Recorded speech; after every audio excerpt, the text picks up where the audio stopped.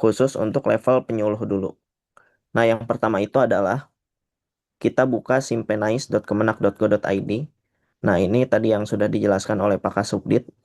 Em, Nanti dari Simpenais ini menjadi satu rumah dalam beberapa aplikasi. Jadi aplikasi yang ada di Direktorat Penais ini akan dikumpulkan ke dalam Simpenais.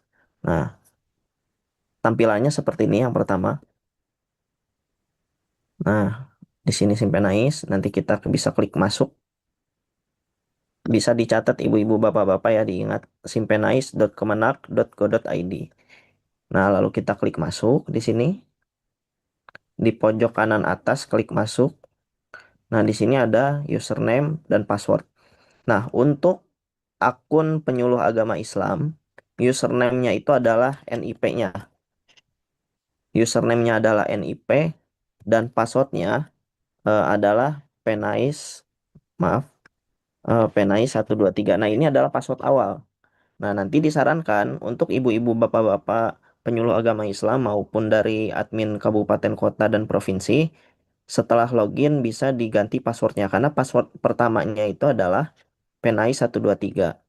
Nah, jadi semuanya semuanya sama, tapi nanti harus diganti sendiri setelah login. Nah, misalnya username-nya ini saya random menggunakan NIP ya. Jadi saya ngambil dari database secara acak. Nah, ini username-nya memakai NIP berarti dia adalah seorang penyuluh. Ketika kita login maka dia loginnya sebagai penyuluh agama Islam. Nah, di sini ada banyak sekali aplikasi, mungkin nanti akan bertambah. Kita klik EPA nih, Elektronik Penyuluh Agama Islam. Kita klik EPA, nah maka akan muncul tampilan utama website EPA ini. Ada dashboardnya. Nah, karena memang belum ada laporan yang diinput oleh penyuluh agama Islam itu sendiri, maka sekarang total laporannya masih nol nih. Jadi ada total laporan, laporan yang diterima, yang pending atau masih belum diproses, lalu ada laporan ditolak. Ini totalannya, lalu di sini ada grafik per bulannya ini. Jadi ada grafiknya. Kami sajikan grafik juga.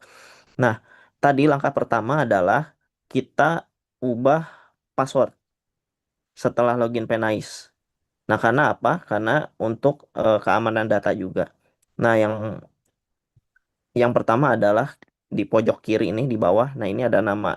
Jadi saya acak tadi loginnya ke penyuluh yang bernama DRA ST Adriana. Nah, di sini ada setting nih. Kita klik. Nah, ini di bawah kiri diklik. Nanti ada klik setting. Nah, ini password. Klik password nih. Ada profile, ada password. Bisa diganti. Nah, ini ada juga nih appearance. Ini bisa diganti hitam atau tapi saya nonaktifkan ya. Nah, ini password. Nah, kita klik tab password di sini setelah login lalu klik eh, nama yang ada di bawah kiri pojok kiri bawah lalu klik setting. Nah, ini kita klik password. Nah, ini masukkan password yang lama, penais123. Nanti diganti password yang baru lalu diakurkan lagi ke password yang baru seperti itu. Setelah itu kita klik simpan, maka otomatis password akan ganti ke password yang sudah diinputkan yang terbaru. Jadi itu langkah yang pertama adalah mengamankan password. Nah, yang kedua adalah nanti bisa kita inputkan kelompok sasaran. Nah, ini kelompok sasaran nih. Sebelum kita menginputkan laporan, ada laporan harian dan deteksi dini. Nah, kita ke menu penyuluh. Nah, di sini ada kelompok sasaran. Nah, kita klik kelompok sasaran.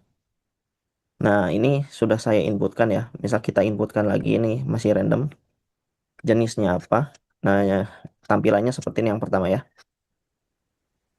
Ada list datanya, data tabelnya ini, beserta anggotanya berapa, media sosialnya apa. Lalu di sini ada total sasaran dan total anggotanya. Nah, untuk menambahkan data sasaran, kita bisa klik tambah sasaran. Bisa diisi misalnya majelis.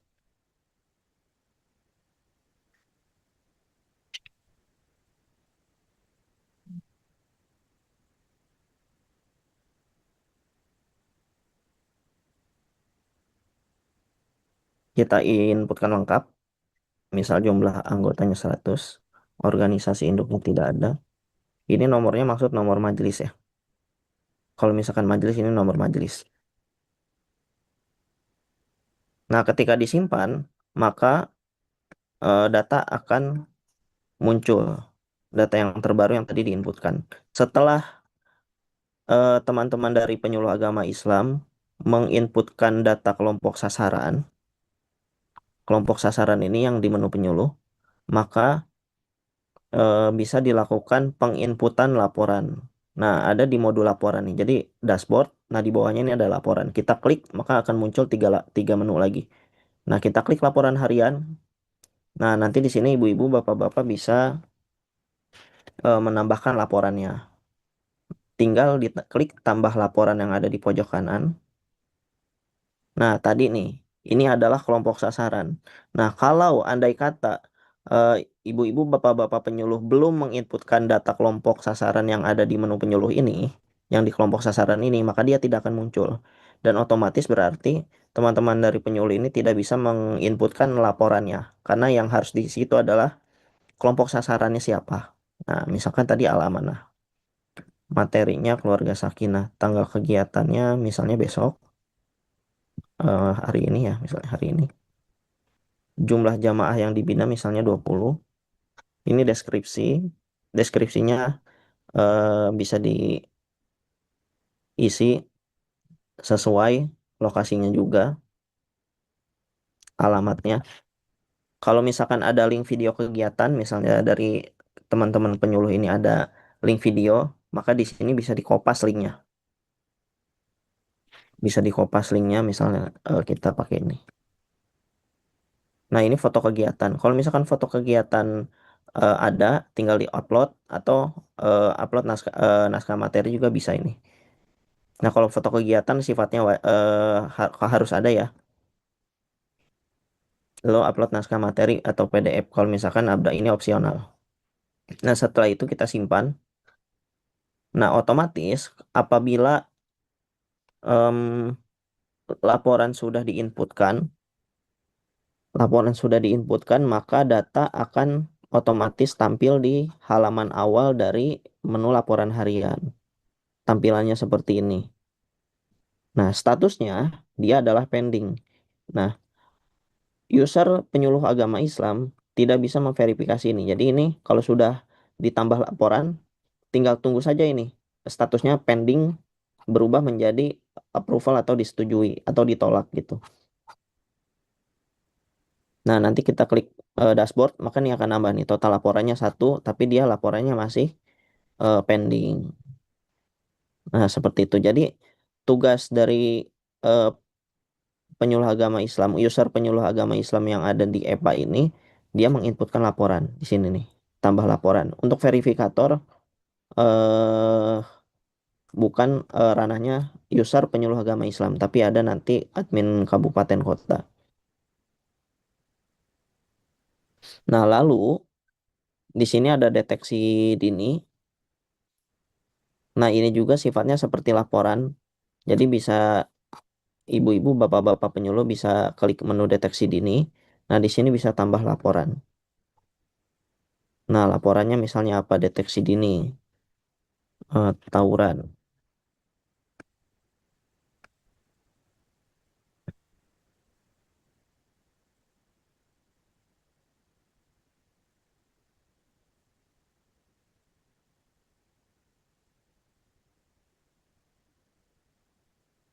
Tinggal diisi saja form inputannya.